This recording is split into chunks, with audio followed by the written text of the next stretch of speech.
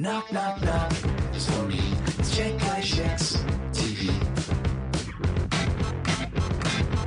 That's what the man said it's advertised to be.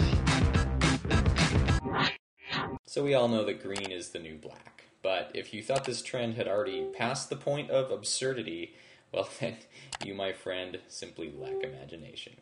Yes, new research shows that a compound called trinitroethyl will actually create more powerful explosions than conventional TNT, while reducing the usual toxic byproducts like benzene, lead, even smoke. So what's the eco-friendly secret here? High oxygen content, which basically makes all that nasty stuff just combust in the explosion instead of getting scattered all over your beautiful, pristine war zone?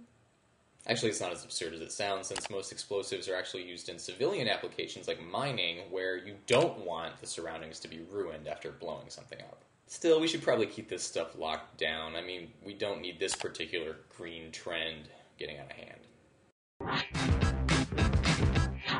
So you may have heard of something called the dead zone in the Gulf of Mexico, where all the fertilizer runoff from the Mississippi goes into the ocean and makes it unlivable for fish. Very scary, right? Well, actually not in the Mediterranean, where the same kind of pollution from the Nile River is actually getting rid of a dead zone there. So here's what's going on. The Aswan High Dam has been reducing the Nile's flooding for the last 40 years, but coastal populations of fish depend on that flooding for nutrients. If there's no nutrients, there may not be any fish. But lately, so-called anthropogenic nutrients have been making up for the loss, and the fisheries have never been healthier. So, for once, our rampant ecological tampering has actually done some good. Still, simple rules of thumb are probably the best policy. Hey, China called. They want their scientists back. What? It's true. After decades of watching their best and brightest go abroad to do innovative research, China's decided it's time to reverse the tide. Their method? Cold, hard communist cash.